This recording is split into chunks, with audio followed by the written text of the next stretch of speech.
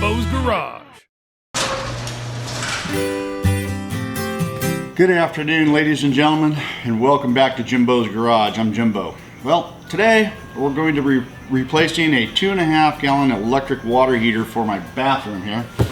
About 10 years ago when I built this garage, at the last minute I decided to put this bathroom in, and well, yeah, that's become a pretty good idea. Along with the bathroom, I wanted to add some hot water to wash your hands, so I put in this 2.5 gallon electric water heater. Figured that'd be enough to do the job, and you know, for the last 10 years it's served it well. It has finally failed, and you're asking, how has it failed? Well, I came out here to my refrigerator the other day to get a cold beverage, and as I was grabbing that beverage, I felt water dripping on my head. That's right, water from up here. This is where the water heater is. So I think it's time we're going to change this thing out and get a new water heater. This space is kind of tight. I'm a fat guy up there crawling around, limited space, but you know what? We can manage to do it. One thing I want to say is, you know, I'm a pretty handy guy. I can do just about anything. I can build anything. I can fix anything. But when it comes to plumbing, that's one trade that I seem to have struggled with. Now, I don't know why. My dad was a plumber by trade, my uncle, my cousins, everybody was plumber by trade. I chose to take a different route in construction. Anyways, we're going to put my plumbing skills to the test here. I'm going to get up here in this attic and we're going to pull out the old 2.5 gallon water heater and get it replaced. So let's go ahead and do that now. All right, YouTube, well, here we are. We're up here in the attic. You know, access isn't too bad for a fat guy. I'm able to get around this thing okay. So the first order of business here is to disconnect the 2.5 gallon water heater we got here and get it out of here. And we're gonna head down to the plumbing supply store, pick us up a new one, and get it up here and get it installed. So here we go, let's get started here. First thing we're gonna do is get it unplugged. That's probably the best thing we want to do before we start any of this stuff. And it looks to me like what we're going to be doing is just disconnecting these flex tubes. We're going to use a couple of adjustable wrenches here. Wow, that really wasn't very tight at all. We might get a little bit of water leaking out of here. I did shut the water off, by the way. That's a good order of practice, to shut the water off prior to changing out a water heater. And remember, I'm not really a plumber, like I said earlier. We're gonna seem like this isn't really a difficult job. It doesn't seem, but you never know. Anyways, we'll see how this goes. Try not to get a lot of water on me. Yeah, it looks like it's gonna leak a little bit. Alright, there you go. That's one. That wasn't too bad. Alright, let me God, these things were hand tight. They sure weren't very tight, but all right, well, all right, there's the second one. All right, well, with these disconnected and unplugged and this backflow just sitting here, this water heater should just come right out of here. Whoa, full of water. Of course it is. All right, it's out of the safety pan. Let's go ahead and get this thing down. Okay, back from the plumbing supply store, and got the water heater and some miscellaneous fittings and hardware, and decided to do a little bit of upgrading. Yeah, they offered a couple of different things down there, and why not?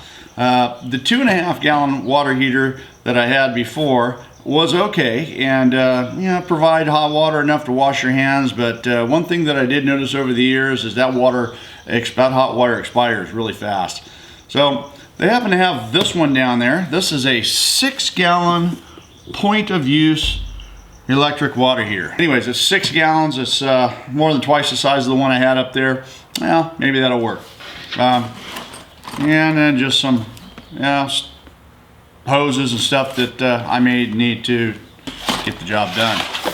Let's take this thing out of the box and just see what it consists of here.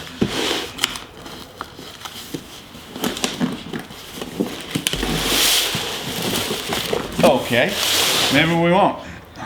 let's see here.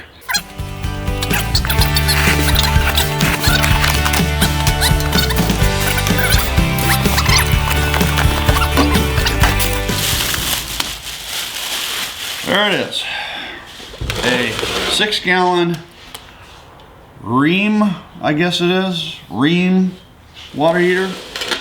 You know, it's like some 3/4 fittings, letting you know where the hot is. Obviously the cold. Got a pressure valve right here. And that's about all there is to it. All right, YouTube. Well, here's the old water heater, 2.5 gallon. This is the 6-gallon water heater. And there's a couple of things that are different on the new one than the old one. And I'm gonna have to make some changes. The new one doesn't come with a power cord like this one does. That's a pretty easy fix. I'm gonna go ahead and just remove the power cord from the old one, put it on the new one. The hot and cold water came out of the top of the old one right here. The new one is coming out of the sides. Not a big problem. They've indicated where the hot is and the cold. They're offset. So what I'm gonna do here is I'm gonna get this galvanized 90 and nipple and put them on here and here. And then we're going to run the new flex tube, which would be, they'll be offset so they'll work real good. And then these will make the connection to the top of where the hot and cold comes in the attic. And that should do it. So I'm gonna go ahead and make these adjustments on here and get her done. Okay, after getting back from the Home Depot with a water heater, we're having to put together some fittings on there for the water lines, you know, using 3/4 galvanized fittings, and I use the Teflon pipe dope on those threads and the pipe fittings there coming out of the machine. You know, I suppose you could use Teflon tape as well, but yeah, I like to try that Teflon pipe dope. Seems to work okay. And here we're putting on the overflow. You know, short little overflow copper stub that's gonna go into the spill pan if it does go. You know, I'm quite surprised that you know, here I'm having to wire in the electrical power cord. And I'm really surprised that you know, that doesn't really come with a water heater. You know, I had to take the thing completely apart, pull the unit apart, pull out the wires, get an electrical cord, tie everything together, crimp it all together, put it back all in there, and I don't know, it just seems like on a small unit like this, that should have already been done for you, but it wasn't. So we got it all done. Took a little bit of time, put it all together right here. Okay, so here we're finishing up the putting on the braided hose lines for the water line. On this particular application, I used the Teflon tape. Put that on there, and we're just now tightening up the water lines, and there we go.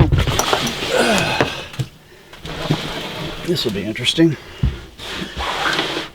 Really interesting.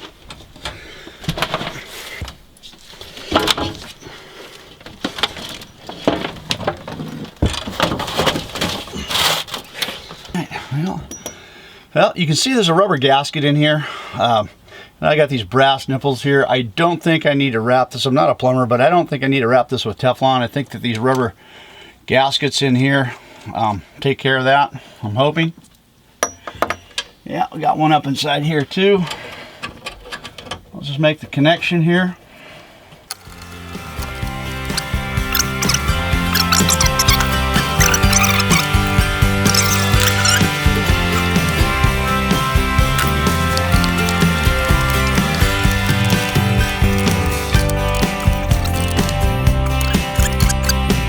Okay, let's go turn the water on, plug this thing in and see if it works. Okay, we're gonna turn the water on here.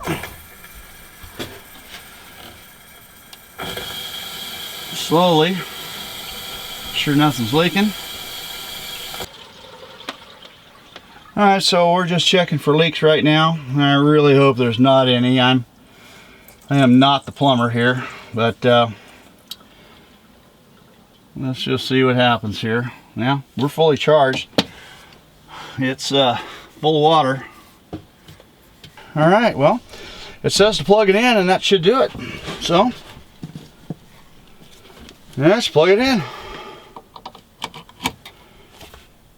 Well, YouTube, I hope that solves the water heater problem. We'll soon find out here in about an hour and see if this thing heats up and works. All right, hope you enjoyed this video. Thanks for watching. don't forget to rate, comment, and subscribe. Thanks. See you next time on Jimbo's Garage.